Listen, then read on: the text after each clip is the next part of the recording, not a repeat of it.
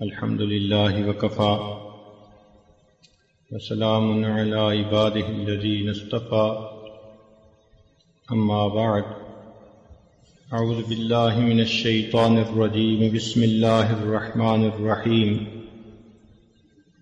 وقال ربكم ادعوني أستجب لكم إن الذين يستكبرون عن عبادتي سيدخلون جهنم داخرين سبحان ربك رب العزة عما يصفون وسلام على المرسلين والحمد لله رب العالمين اللهم صل على سيدنا محمد وعلى آل سيدنا محمد وبارك وسلم اللهم صل على سيدنا محمد وعلى آل سيدنا محمد وبارك وسلم اللهم صل على سيدنا محمد وعلى آل سيدنا محمد وبارك وسلم۔ اللہ رب العزت اپنی صفات میں کامل ہیں، بندہ اپنی صفات میں ناقص ہے۔ اللہ تعالیٰ ہر خیر کے دینے والے ہیں اور بندہ ہر خیر کا لینے والا ہے۔ بندے کی نقائص کا یہ عالم کہ یہ سامنے دیکھے تو اسے پیچھے نظر نہیں آتا، دائیں دیکھے تو بائیں نظر نہیں آتا، اوپر دیکھے تو اسے نیچے نظر نہیں آتا، جبکہ اللہ رب العزت کا دیکھنا اتنا کامل ہے۔ کالی رات ہو، کالی چٹان ہو، اس کے اوپر اگر کوئی کالی چیونٹی بھی چل رہی ہو تو اللہ رب العزت اس کو چلتا ہوا دیکھتے ہیں۔ انسان کا سننا اتنا ناقص کہ اگر ایک وقت میں یہ کسی سے گفتگو کر رہا ہو اور دوسرے لوگ بھی آپس میں قریب بیٹھے باتیں کر رہے ہوں تو اس کو بات سننے میں دشواری ہوتی ہے۔ ہم نے کتنی مرتبہ دیکھا کہ ٹیلی فون پہ بات کرتے ہوئے اگر کمرے میں کوئی دوسرا بھی بول رہا ہو تو اسے کہنا پڑتا ہے کہ جی آہستہ بولیں، مجھے بات سمجھ نہیں آ رہی، جبکہ اللہ رب العزت کا دیکھنا اتنا کامل ہے، اللہ رب العزت کا سننا اتنا کامل ہے کہ حضرت آدم علیہ السلام سے لے کر قیامت تک آنے والا آخری انسان، مرد، عورت، بچے اور بوڑھے، سب کے سب ایک میدان میں جمع ہو جائیں اور ایک ہی وقت میں اللہ رب العزت سے دعائیں مانگیں، اللہ تعالیٰ اس پر قادر ہے ان سب کی الگ الگ دعا کو سن لے۔ تو انسان اپنی صفات میں ناقص ہے، اللہ رب العزت اپنی صفات میں کامل ہے۔ انسان ہر خیر کا لینے والا ہے، اللہ تعالی ہر خیر کے دینے والے۔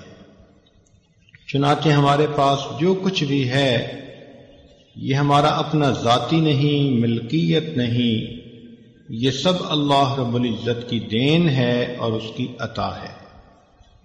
آپ ذرا غور فرمائیں، اگر اللہ تعالیٰ ہمیں صحت نہ دیتے ہم بیمار ہوتے، اگر اللہ تعالیٰ ہمیں مال نہ دیتے ہم بیکاری ہوتے، اگر اللہ تعالیٰ ہمیں بینائی نہ دیتے ہم اندھے ہوتے، گویائی نہ دیتے ہم گنگے ہوتے، سماعت نہ دیتے تو ہم بہرے ہوتے، ہاتھ پاؤں نہ دیتے تو لولے لنگڑے ہوتے، اگر اللہ تعالیٰ ہمیں کھانا نہ دیتے ہم بھوکے ہوتے، پانی نہ دیتے تو ہم پیاسے ہوتے، کپڑے نہ دیتے ہم ننگے ہوتے، اگر اللہ تعالیٰ گھر نہ دیتے بے گھر ہوتے، اولاد نہ دیتے لاولد ہوتے، اگر اللہ تعالیٰ ہمیں عزت نہ دیتے ہم دنیا میں ذلیل ہوتے، اگر اللہ تعالیٰ ہمیں عقل نہ دیتے تو ہم پاگل ہوتے۔ معلوم ہوا یہ جو عزتوں بھری زندگی ہم دنیا میں گزارتے پھر رہے ہیں یہ سب اللہ رب العزت کا کرم اور احسان ہی ہے۔ چنانچہ ہارون رشید ایک مرتبہ پیاسا تھا اور اس نے پانی مانگا تو لانے والے نے پانی کا پیالہ لا کر دیا ایک اللہ والے وہاں بیٹھے ہوئے تھے، انہوں نے کہا بادشاہ سلامت، پانی پینے سے پہلے ذرا میری بات سن لینا کہ اگر آپ کو پیاس لگی ہو اور پوری دنیا میں ایک پیالہ کے سوا کہیں پانی نہ ہو اور وہ پانی والا آپ سے قیمت مانگے تو آپ کتنی قیمت دے کر پانی کا پیالہ خرید لیں گے؟ بادشاہ نے کہا کہ میں اپنی آدھی سلطنت دے کر بھی وہ پانی خریدوں گا اور پیوں گا۔ اس نے کہا اچھا، اگر آپ نے وہ پانی پی لیا اور وہ پانی آپ کے جسم میں جا کر کہیں بلاک ہو گیا، یورینیشن نہیں ہو رہی اور آپ کو سخت تکلیف ہو رہی ہے، کیونکہ جن مریضوں کا پیشاب بند ہو جاتا ہے وہ تو زندگی اور موت کی کشمکش میں ہوتے ہیں، مچھلی کی طرح تڑپ رہے ہوتے ہیں۔ اگر آپ کی یہی حالت ہو اور پوری دنیا میں ایک طبیب ہے جس کے پاس دوا ہے جس سے وہ پیشاب آسانی سے خارج ہو سکتا ہے، تو آپ بتائیں کہ کتنے پیسے دے کر وہ دوائی خریدیں گے؟ بادشاہ نے کہا کہ اپنی آدھی سلطنت دے کر بھی وہ دوائی خریدوں گا۔ اس نے کہا بادشاہ سلامت، معلوم ہوا کہ آپ کی پوری حکومت ایک پانی کا پیالہ خریدنے اور جسم سے اس کو گزار کر نکال دینے کے برابر ہے، اور آپ سوچیں آپ نے زندگی میں کتنے پیالے پانی پیا، کیسے کیسے مشروبات پیے، اللہ تعالیٰ کی کن کن نعمتوں کو استعمال کیا۔ آپ کیسے سوچ سکتے ہیں کہ آپ اللہ تعالیٰ کی نعمتوں کا شکر ادا کر سکتے ہیں؟ تو واقعی بات ایسی ہے، ہم تو اپنے سر سے لے کے پاؤں تک اللہ تعالیٰ کی نعمتوں میں ڈوبے ہوئے ہیں، بلکہ ہمیں ان نعمتوں کا استحضار بھی نہیں ہے کہ وہ نعمتیں کون کون سی ہیں۔ چنانچہ انسان جب کھانا کھاتا ہے تو اس کے جو فوڈ کا پائپ ہے اس کے اندر اللہ تعالیٰ نے ایک وال بنایا ہوا ہے، وہ ون وے وال ہے، یعنی جب غذا جاتی ہے تو وہ نیچے جانے دیتا ہے، اور اگر غذا باہر نکلنا چاہے تو وہ اس کو روک لیتا ہے۔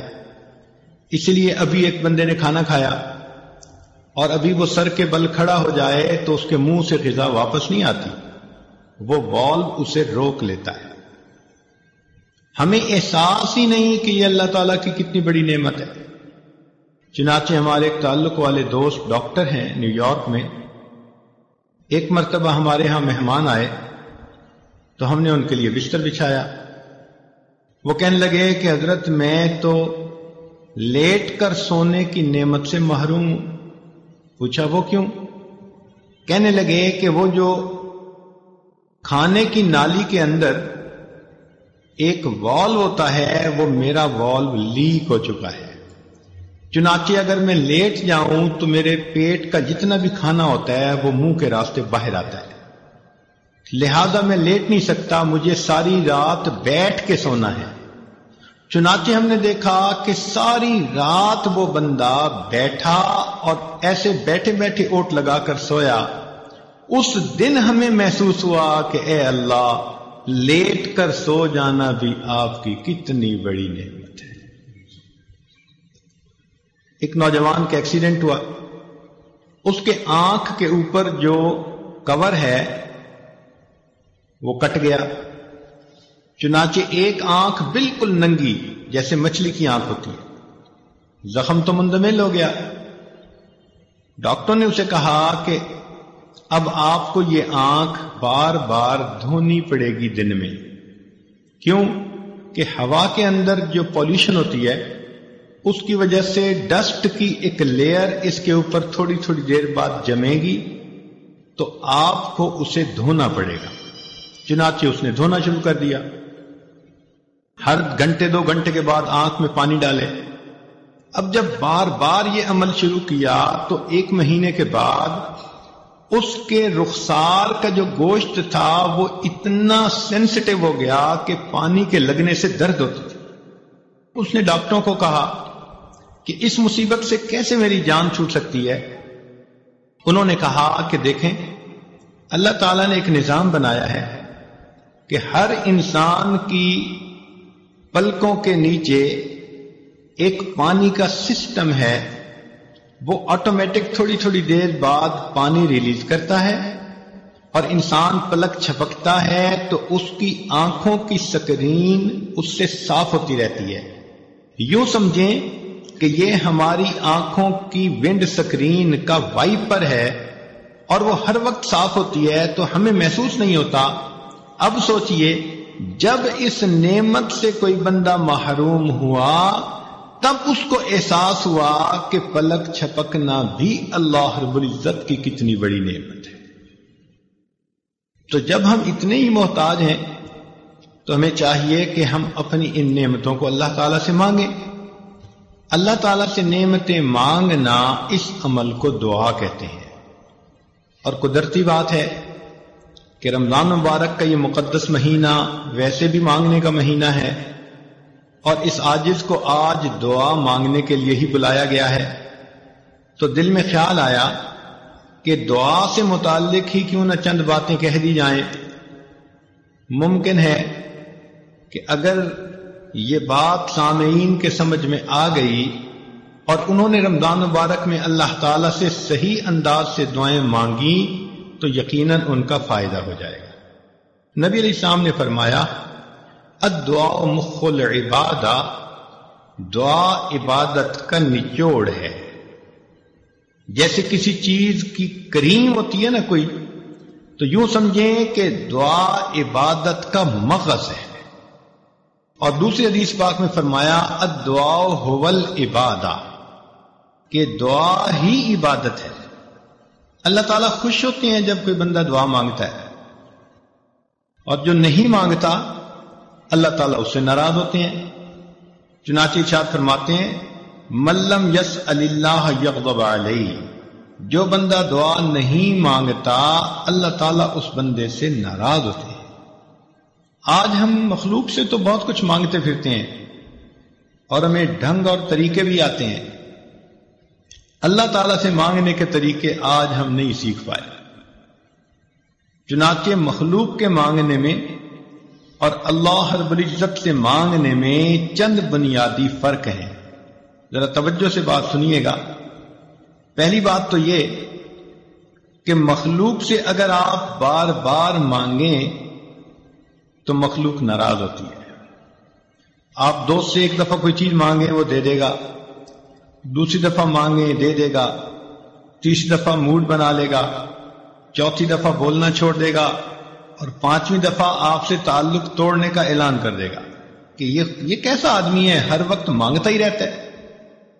تو مخلوق سے بار بار مانگو تو مخلوق ناراض ہوتی ہے، جبکہ اللہ رب العزت کا معاملہ عجیب ہے۔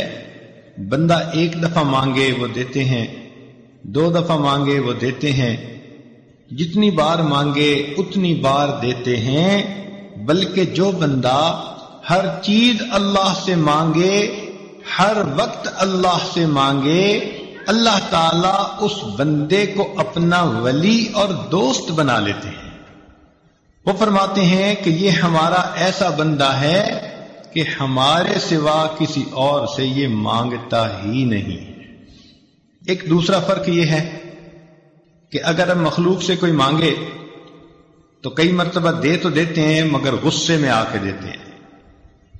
مثال کے طور پہ ایک آدمی ڈرائیونگ کر رہا ہے، والدہ بھی پاس بیٹھی ہے، اب کسی جگہ ریڈ لائٹ پر اس نے گاڑی کو روکا تو ادھر سے کوئی فقیر بھی آ گیا، اس نے ونڈو گلاس کو کھٹکھٹایا تو اس نے اشارے سے کہہ دیا کہ بھئی معاف کر دو، مگر مانگنے والے بھی بڑے مستقل مزاج ہوتے ہیں، وہ پھر مانگتا ہے، وہ پھر مانگتا ہے، حتیٰ کہ آپ کو غصہ آتا ہے کہ یہ جاتا کیوں نہیں۔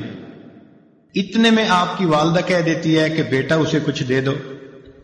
اب ماں کے کہنے کی بنا پر آپ اپنی جیب سے 2 روپے نکال کر دیتے تو ہیں، مگر کتنی غصے والی نظروں سے اس فقیر کو دیکھتے ہیں، اور دیتے ہوئے یوں کہہ رہے ہوتے ہیں کہ جیسے بھائی لو اور دفع ہو جاؤ۔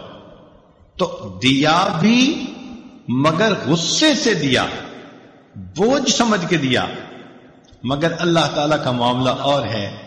بندہ اس سے جتنا بھی مانگے، جب بھی مانگے، اللہ تعالیٰ کبھی بھی ناراض ہو کر نہیں دیتے، بلکہ ہمیشہ بندے کو پیار سے دیا کرتے ہیں.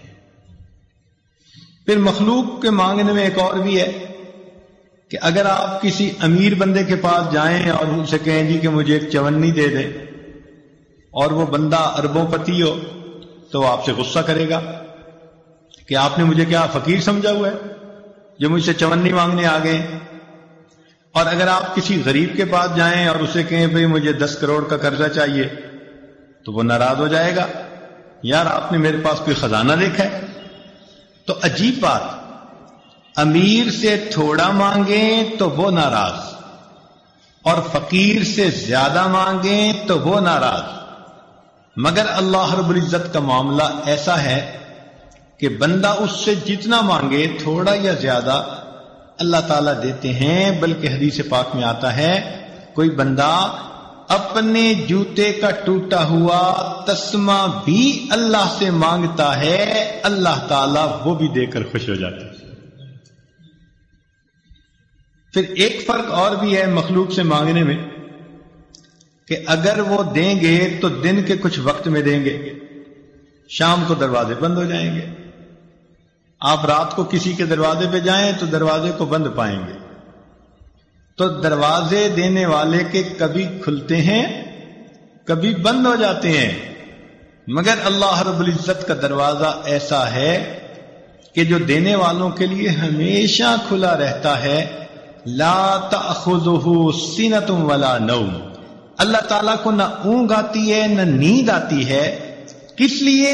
ایسا نہ ہو میرا بندہ میرے دروازے پہ سائل بن کر آئے اور دینے والا سویا ہوا ہو. اللہ تعالیٰ کی شان اس سے بلند ہے. وہ کتنا کریم پروردگار ہے کہ جس کا دروازہ کبھی بند ہی نہیں ہوتا. پھر جن لوگوں کے پاس ہم جاتے ہیں ان کو خود اپنی ضرورتیں ہوتی ہیں. آپ اگر دنیا میں کسی سے مانگیں، وہ کہے گا یار مجھے اپنی ضرورت ہے، میں نے قرضہ دینا ہے، حالات میرے ذرا ٹائٹ ہو گئے ہیں، میری پیمنٹ رک گئی ہے، مجھ سے قرضے والے مطالبہ کر رہے ہیں، میری کنسائنمنٹ جو ہے وہ رک گئی ہے، میرا کنٹینر پھنس گیا ہے، مارکیٹ کے حالات اچھے نہیں.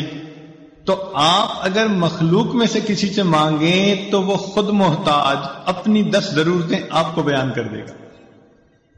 لیکن اللہ رب العزت سے مانگیں تو اللہ تعالیٰ کا معاملہ اور ہے. اللہ تعالیٰ وہ ذات ہے کہ سب اس کے محتاج ہیں، وہ کسی کا محتاج نہیں ہے. پھر مخلوق سے مانگنے میں اور اللہ تعالیٰ سے مانگنے میں ایک فرق اور بھی ہے کہ اگر دنیا میں کوئی بندہ ذرا ذی حیثیت بنتا ہے نا، اس کی کوشش ہوتی ہے کہ اپنوں کو نوازے.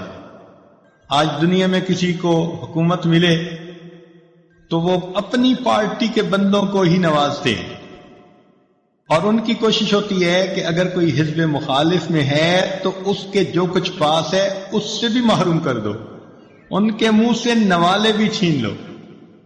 تو مخلوق اپنوں کو عطا کرتے ہیں اور غیروں کو محروم کرتے ہیں.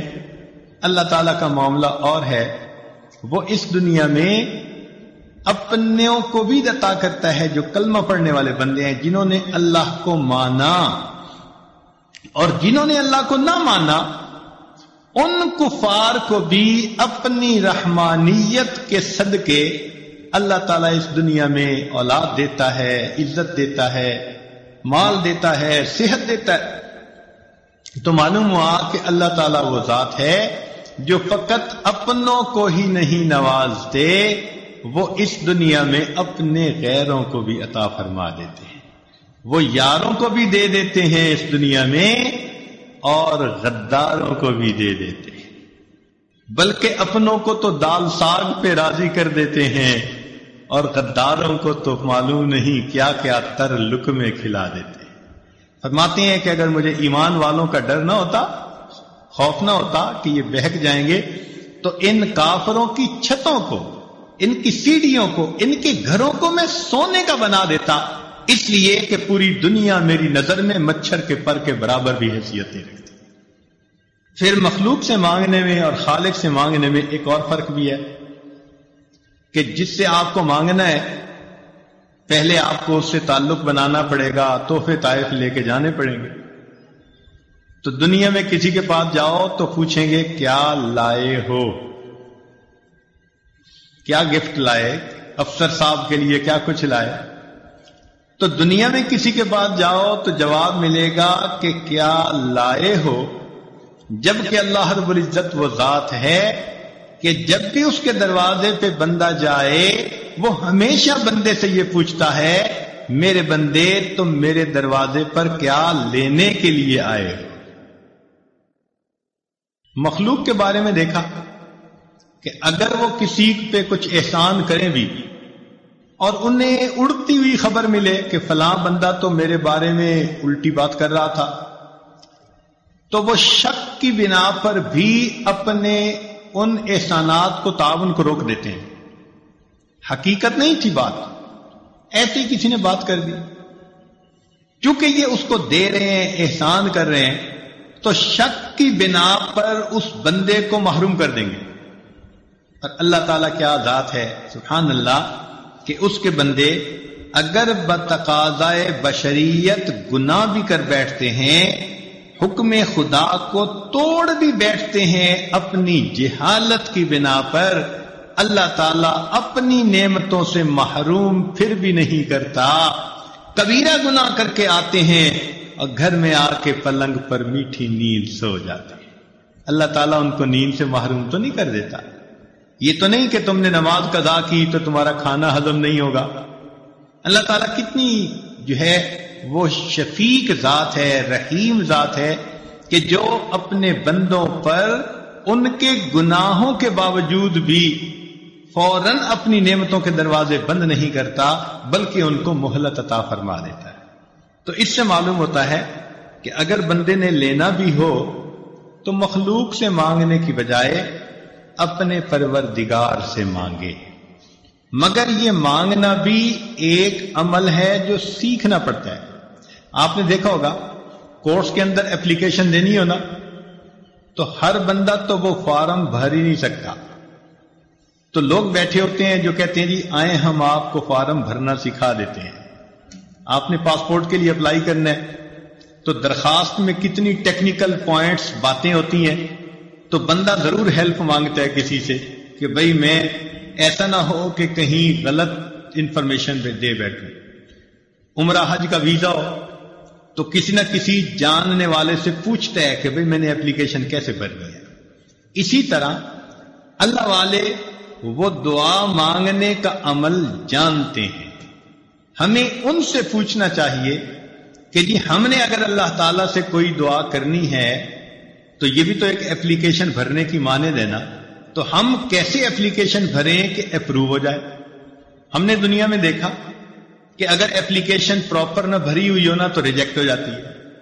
بالکل یہی معاملہ اگر دعا پورے آداب کے ساتھ نہ مانگی جائے تو دعا بھی اللہ تعالیٰ کے حضور قبول نہیں ہوتی. اب ہم پھر پریشان ہوتے ہیں وہ جی ہماری دعائیں قبول کیوں نہیں ہوتی، اور معاذ اللہ ایسے الفاظ کہہ بیٹھتے ہیں جی اللہ تعالیٰ تو ہماری سنتا ہی نہیں. حالانکہ ان ربی لسمیع الدعاء، میرا پروردگار تو ہر بات کو دعا کو سنتا ہے. تو کیوں ایسا کہتے ہیں؟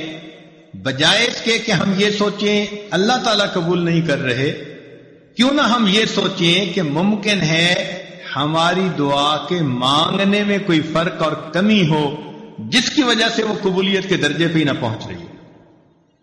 ایک بات یہاں اور بھی ذرا کلیئر کرنی ضروری ہے. ایک ہوتا ہے دعائیں کروانا اور ایک ہوتا ہے دعائیں لینا.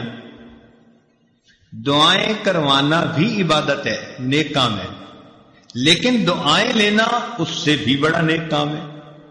دعائیں کروانا تو یہ ہوا امی دعا کرو، ابو دعا کریں، حضرت جی دعا کریں، سر آپ میرے لیے دعا کریں، یہ تو ہوا دعا کروانا.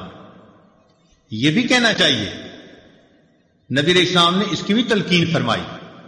چنانچہ عمر رضی اللہ عنہ ایک مرتبہ عمرے پہ جا رہے تھے تو نبی علیہ السلام نے ان کو رخصت کرتے ہوئے فرمایا کہ بھائی ہمیں اپنی دعاؤں میں نہ بھولنا. تو نبی علیہ السلام کا یہ فرمانا امت کی تعلیم کے لیے تھا. ہم بھی دعاؤں کے لیے کہیں نیک لوگوں کو، بڑوں کو، لیکن اس سے بھی بڑا رتبہ اور درجہ یہ ہے کہ ہم ان کی دعائیں لینے والے بن جائیں. دعائیں لینا کیا ہوتا ہے؟ کہ انسان اتنا اچھا بنے، اتنا نیک بنے کہ اس کو دیکھ کر بے اختیار اس کے ماں باپ، اس کے پیر استاد کے دل سے اس کے لیے دعائیں نکل رہی. تو آج دعائیں کروانے والے بہت ہیں، دعائیں لینے والے بہت تھوڑے. تو کوشش یہ کرنی چاہیے کہ اللہ تعالی ہمیں دعائیں لینے والا بنا. حدیث پاک میں آتا ہے کہ نبی علیہ الصلوۃ والسلام کے 3 شاگرد تھے اور تینوں کا نام عبداللہ تھا، اور وہ اتنا خدمت میں پیش رہتے کہ نبی علیہ الصلوۃ والسلام کا دل خوش ہوتا.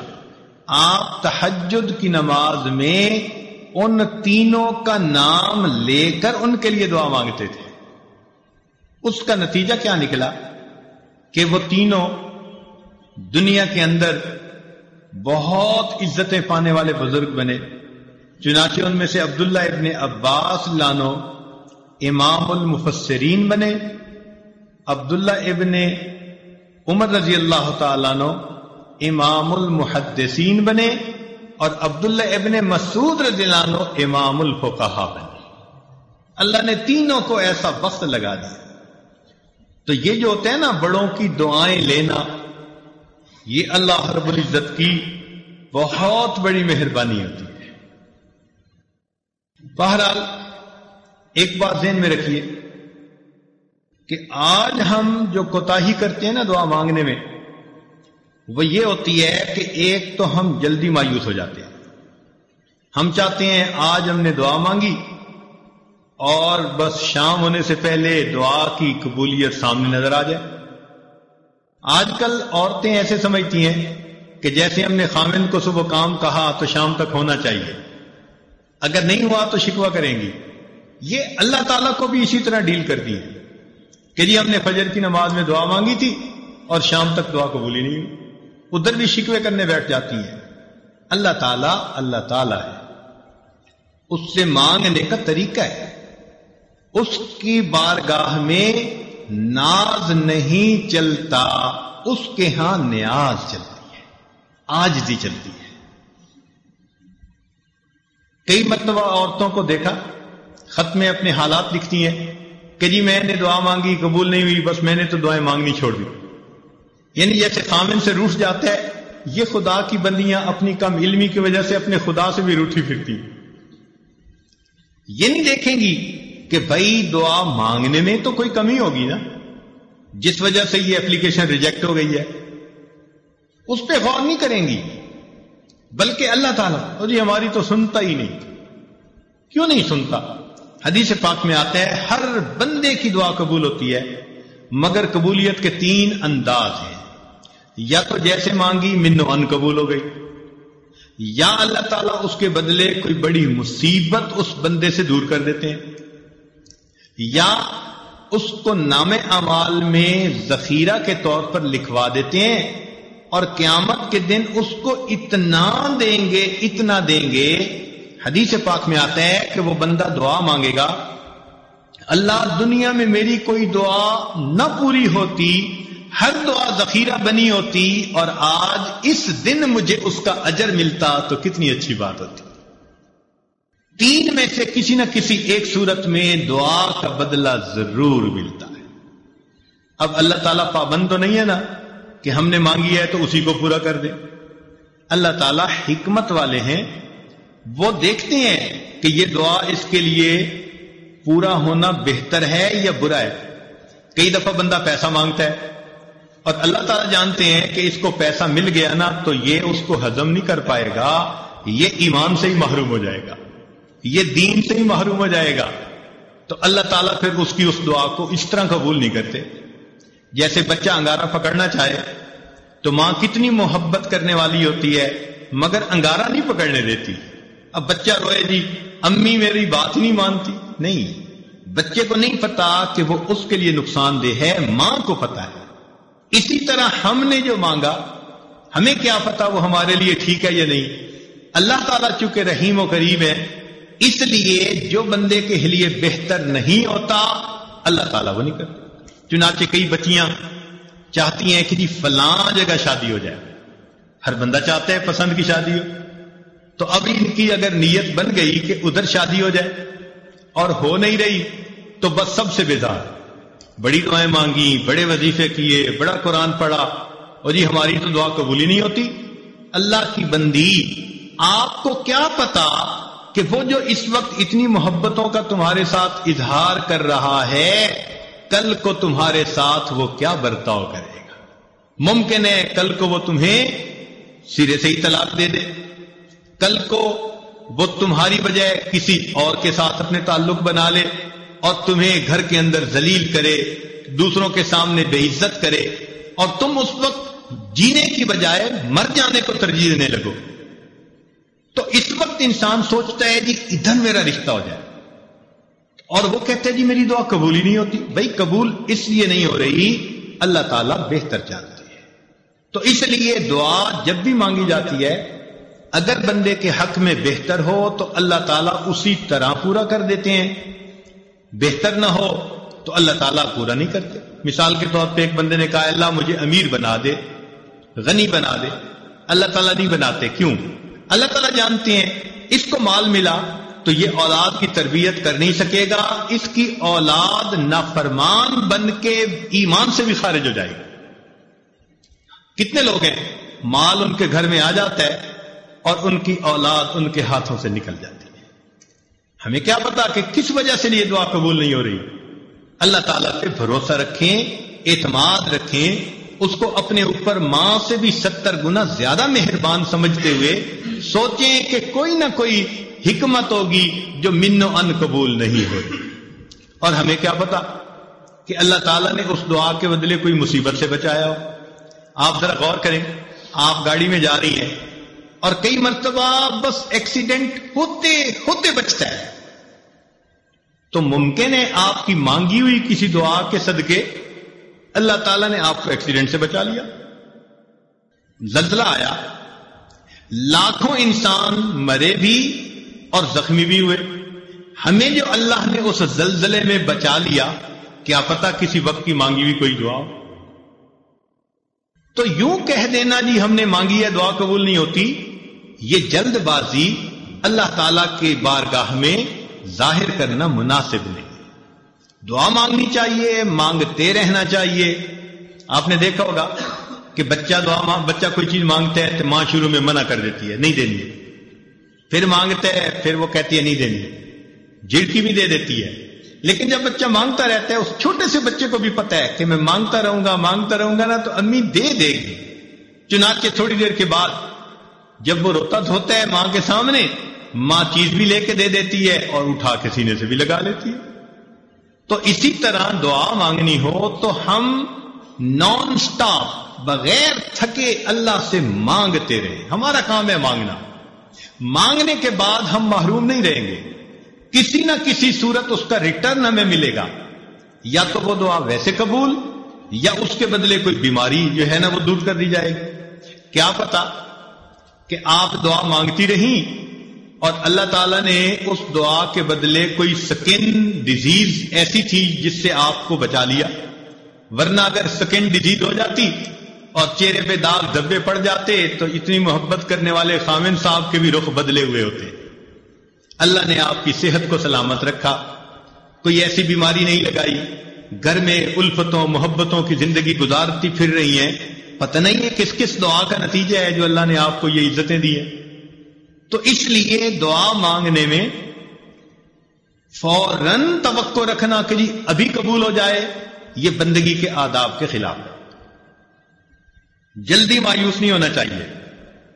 اور پھر ایک بات اس میں اور بھی سمجھ لیں کہ کچھ لوگ دعائیں مانگتے ہیں اور کچھ لوگ دعائیں پڑھتے ہیں. دعا پڑھنے سے دعا قبول نہیں ہوتی, دعا مانگنے سے دعا قبول ہوتی. کیا فرق ہے دونوں میں؟ دعا پڑھنا تو یہ ہوا کہ بس بیٹھے ہیں ربنا آتنا فی دنیا ربنا ظلمنا, بس طوطے کی طرح ٹیپ ریکارڈ جیسے بجتا ہے وہ بج گیا، اور پتہ یہ بھی نہیں کہ میں نے کیا مانگا کیا نہیں۔ چنانچہ ایک مرتبہ ہم نے نماز پڑھی، ہمارے قریبی تعلق والے ساتھ بیٹھے ہوئے تھے، انہوں نے دعا کے بعد اپنے چہرے پہ ہاتھ پھیرے، تو میں نے ویسے ہی ان سے پوچھ لیا، میں نے کہا آج دعا میں آپ نے کیا مانگا؟ تو میری طرف دیکھ کے کہتے ہیں حضرت سچ بتاؤ مجھے نہیں یاد۔ یعنی ابھی اپنے چہرے پہ ہاتھ پھیرا اور ابھی یہ نہیں پتا کہ میں نے اللہ سے کیا مانگا۔ اتنی غفلت بھری دعا، تو اس کو کہتے ہیں دعائیں پڑھنا۔ تو دعائیں پڑھنے سے دعائیں قبول نہیں ہوتی، دعائیں مانگنے سے دعائیں قبول ہوتی۔ دیکھیے، جس فقیر نے آپ سے 1 روپیہ مانگنا ہوتا ہے، وہ کپڑے بھی بڑے پھٹے پرانے پہن کے آتا ہے، وہ شکل بھی فقیروں والی بنا کے آتا ہے، اس کے بعد الفاظ بھی بڑے چن چن کے وہ بولتا ہے جو دوسرے کے دل کو ٹچ کرنے والے ہوں، آواز بھی بھرائی ہوئی ہوتی ہے، ہاتھ بھی کانپ رہے ہوتے ہیں۔ اب دیکھیے، جس نے 1 روپیہ مانگنا ہے وہ اتنا کچھ کر کے آپ کے دل کو اپنی طرف متوجہ کرتا ہے، تو جس بندے نے اللہ سے اللہ کو مانگنا ہو پھر اس کو کتنی عاجزی اور فریاد سے اللہ سے مانگنا چاہیے۔ آج تو ہم دعا ایسے مانگتے ہیں جیسے اپنے ورکرز کو کام ذمے لگا رہے ہوں۔ مثال کے طور پہ عورت دعا مانگے گی، اللہ میری بیٹی کا اچھا رشتہ آ جائے، میرے بیٹے کو نوکری مل جائے، میرا خاوند میرے سامنے اتنا اچھا ہو کہ میرے اشاروں پہ ناچنے لگ جائے، اے اللہ فلاں فلاں ہمارے جو حاسدین ہیں ان کا تو بالکل گھر ہی اجڑ جائے۔ یعنی ہم ایسے دعا مانگ رہے ہوتے ہیں جیسے کسی ماتحت کو کام ذمے لگا رہے ہوتے ہیں۔ دعا مانگنا اور چیز ہے اور ماتحت کے ذمے کام لگانا وہ اور چیز ہے۔ اللہ تعالیٰ ہے، اس انداز میں دعائیں مانگنا، یہ ہو جائے، یہ ہو جائے، یہ ہو جائے، جیسے سیٹھ صاحب بیٹھے ہوئے اپنے ورکرز کو کام اسائنمنٹ دے رہے ہیں۔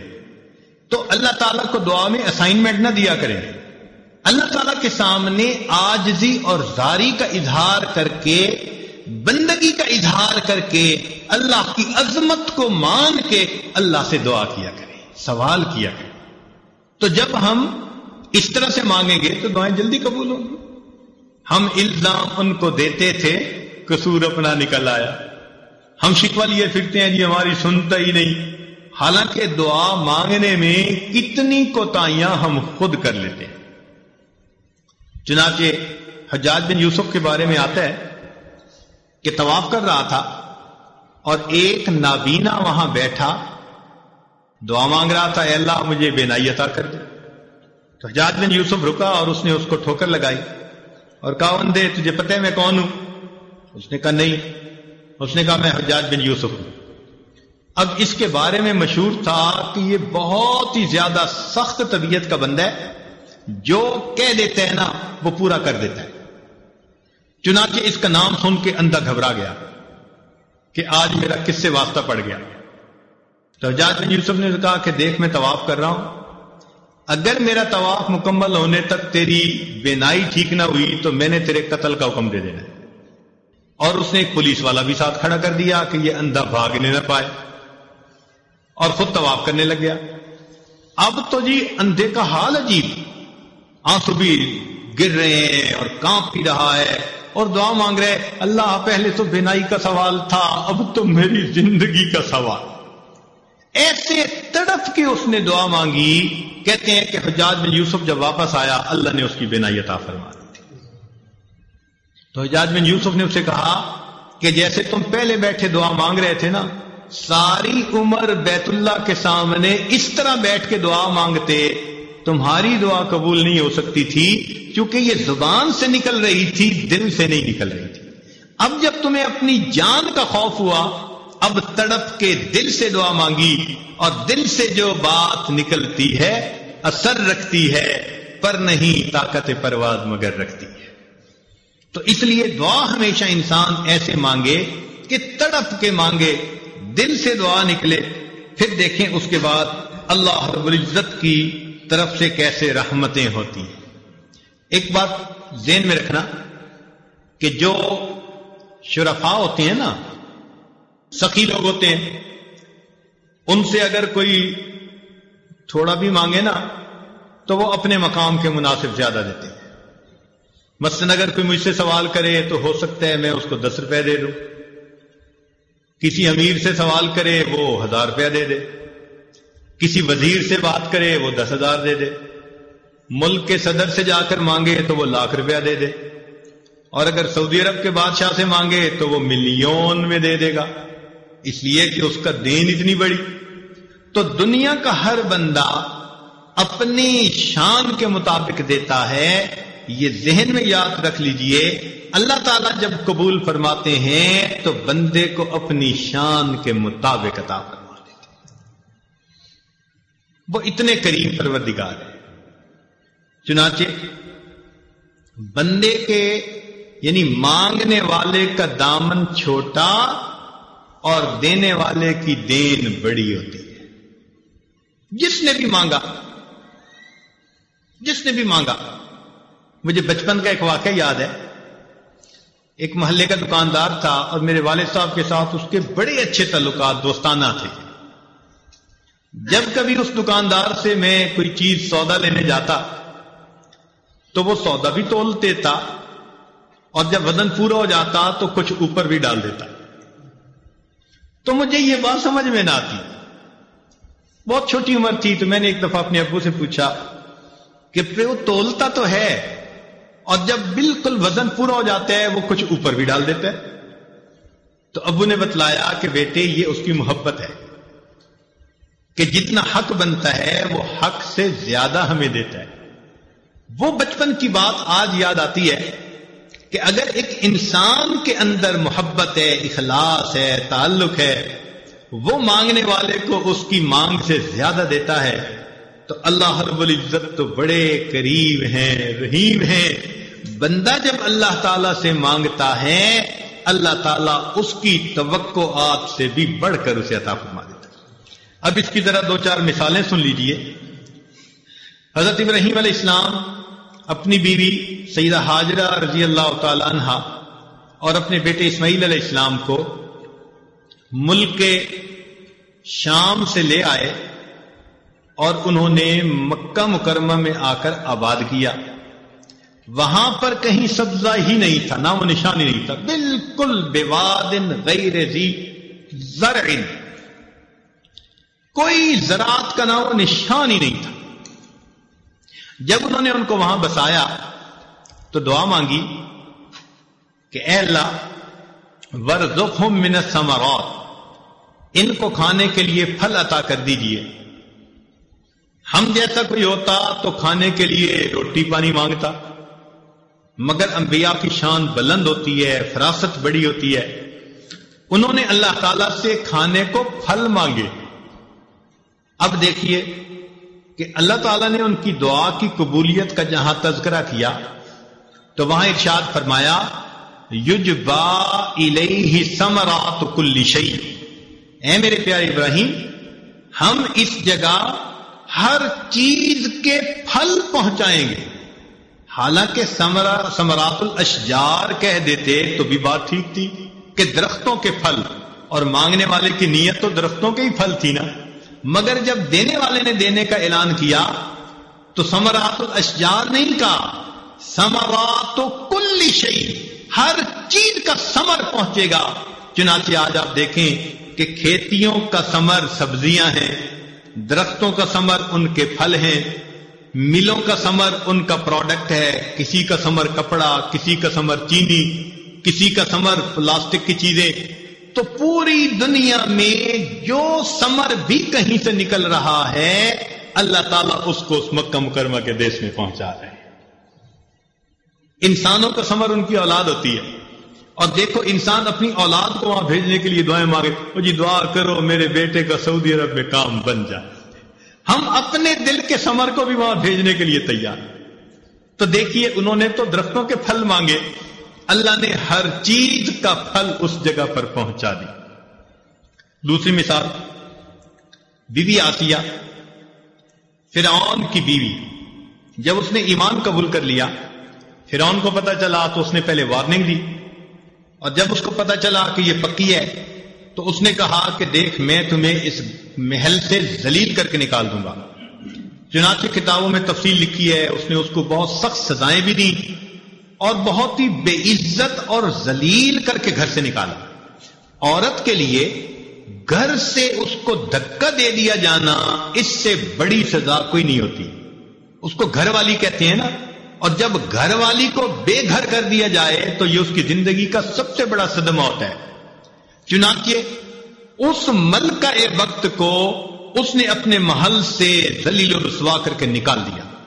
جب اس نے نکالا تو بی بی آسیہ نے اللہ سے دعا مانگی، رب ابن لی عندک بیتا فی الجنہ، اے اللہ مجھے اپنے قرب میں جنت کا گھر عطا کر دیجیے، کہ اس جو ہے ظالم نے مجھے دنیا میں تو گھر سے نکال دیا، اے اللہ اس گھر کے بدلے میں جنت میں آپ کے قرب کا گھر چاہتی ہوں۔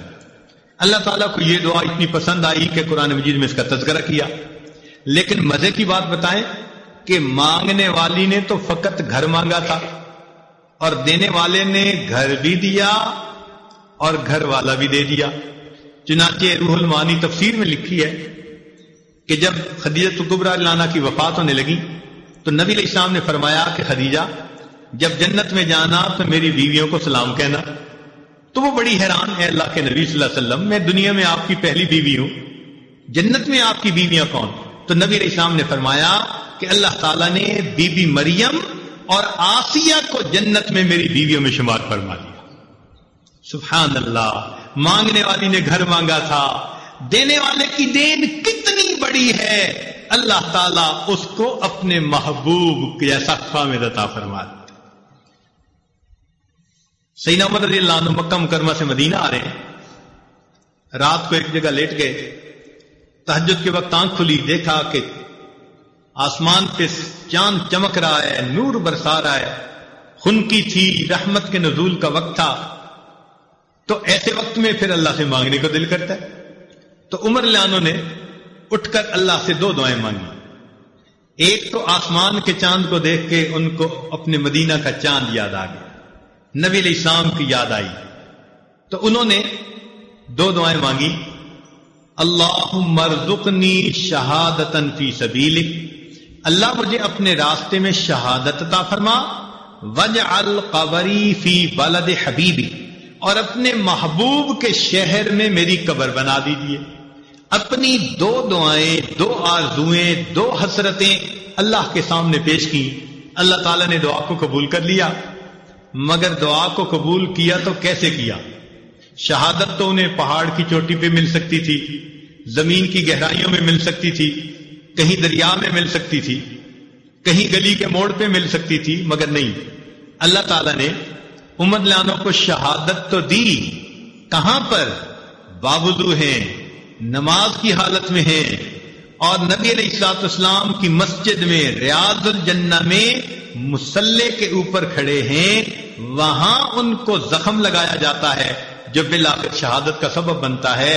اب انہوں نے تو یہ تو نہیں مانگی تھی اللہ اپنے محبوب کے مصلی پہ مجھے شہادت عطا، تو مانگنے والے نے دیکھو فقط شہادت مانگی، مگر دینے والے کی دین اتنی بڑی کہ مانگنے والے کی توقعات سے بھی زیادہ ہوتی ہے۔ انہوں نے دعا مانگی تھی، اے اللہ محبوب کے شہر میں مجھے دفن ہونا نصیب فرما، تو اگر جنت بقیع میں دفن ہو جاتے تو دعا پوری ہو جاتی، مگر نہیں، اللہ تعالیٰ نے جب دعا قبول کی تو ان کی توقع سے بڑھ کر معاملہ کیا، کیا کہ اللہ تعالیٰ نے ان کے لیے اپنے محبوب کے حجرے میں محبوب کے قدموں میں دفن ہونے کی توفیق عطا فرما دی۔ تو دستور یہ نکلا کہ مانگنے والا جو بھی مانگتا ہے، دینے والا اس کی امیدوں سے بڑھ کر اپنی شان کے مطابق عطا فرماتا ہے۔ وہ دینے والا بڑا کریم ہے۔ خدا کی دین کا موسیٰ سے پوچھئے احوال کہ آگ لینے کو جائیں پیمبری مل جائے، ہم کو شکوہ ہے ہمارا مدعا ملتا نہیں، دینے والے کو گلا ہے کہ گدا ملتا نہیں، غفلت شعاری دیکھ کر بندے کی کہتا ہے کریم، دینے والا دے کسے دستے دعا ملتا نہیں۔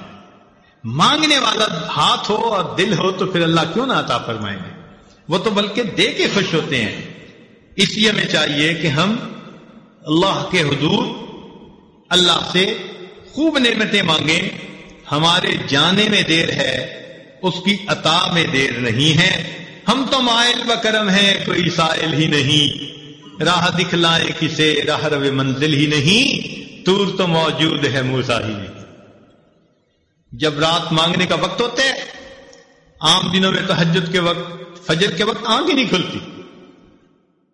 کس قدر تم پہ گراں صبح کی بیداری ہے، ہم سے کب پیار ہے، ہاں نیند تمہیں پیاری.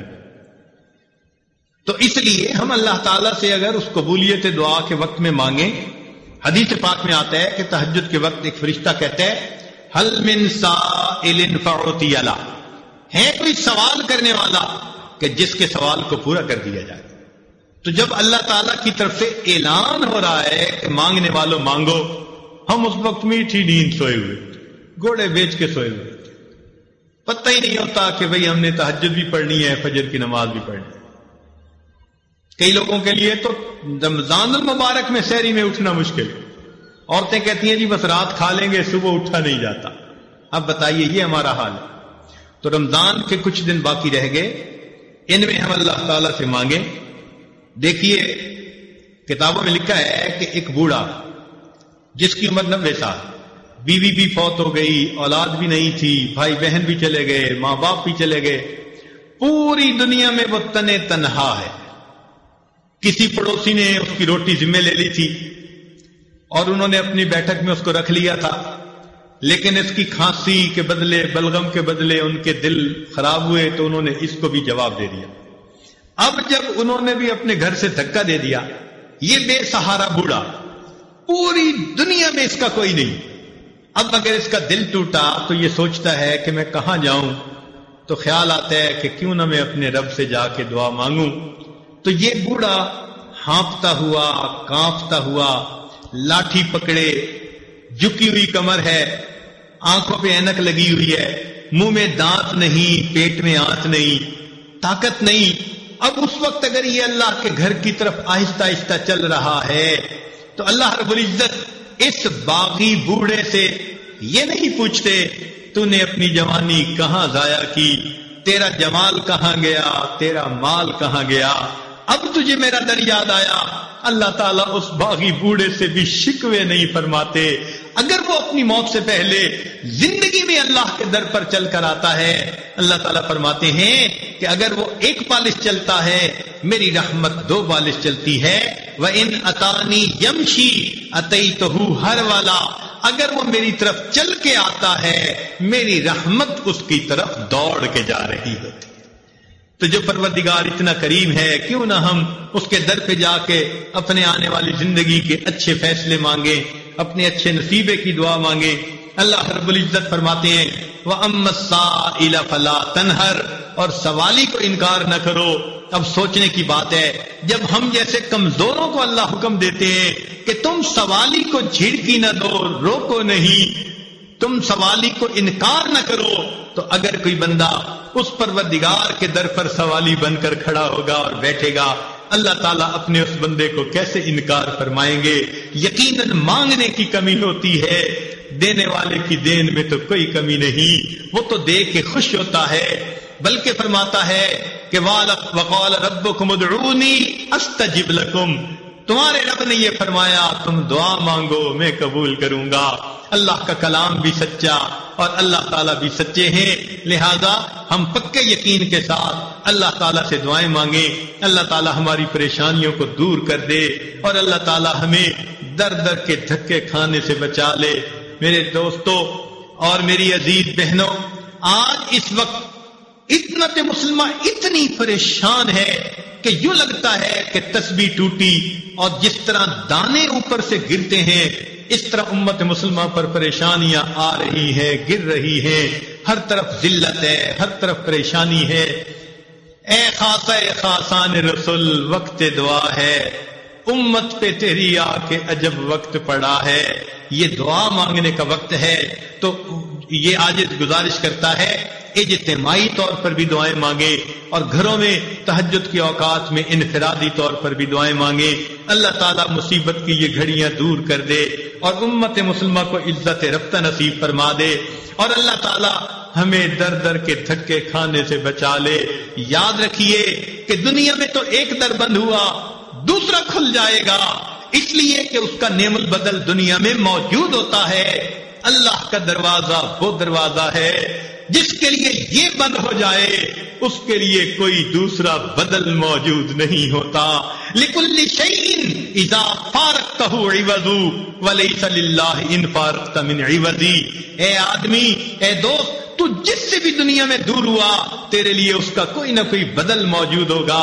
اگر تو اللہ سے جدا ہو گیا تیرے لیے اللہ کا بدل کوئی دوسرا نہیں۔ اس لیے ہم اس در سے مانگنا سیکھیں، اے اللہ ہمیں در در کے دھکے کھانے سے بچا لینا، اور ہم کسی مخلوق کے دروازے پہ جانا بھی نہیں چاہتے، آپ ہی کے سامنے دامن پھیلانا چاہتے ہیں، آپ ہی سے مانگنا چاہتے ہیں۔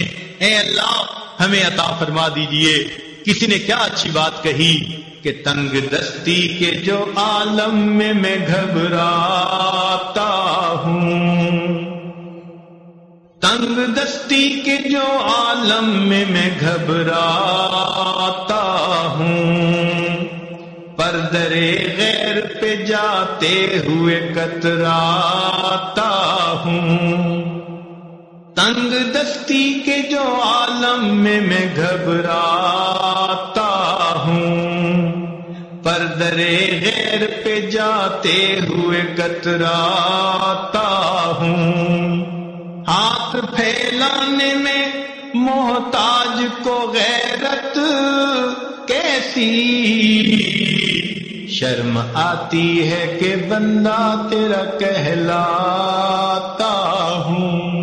اے اللہ بندے ہم آپ کے کہلائیں اور غیروں کے در پہ اپنی پیشانیاں جھکائیں، ہمیں یہ پسند نہیں۔ اللہ جس طرح آپ نے ہماری پیشانیوں کو غیر کے سامنے جھکنے سے روک لیا، ہمارے ہاتھوں کو بھی غیر کے سامنے پھیلنے سے روک لیجیے، اپنے ہی در سے عطا فرما دیجیے۔ اس وقت وہ وقت ہے جبکہ پوری دنیا مسلمانوں کو الگ کرنے پہ تل چکی ہے۔ اللہ سے دعا مانگیے، اے اللہ سب نے ساتھ چھوڑ دیا، اب کہیں ہماری بدعمالیوں کی وجہ سے آپ بھی ہمیں ساتھ سے جدا نہ کر دے، اپنے سے دور نہ کر دے۔ اللہ ہم آپ سے ہٹنا نہیں چاہتے، کٹنا نہیں چاہتے، ہمیں جڑے رہنے دینا اور موت تک اللہ اسی کے اوپر ڈٹے رہنے دینا۔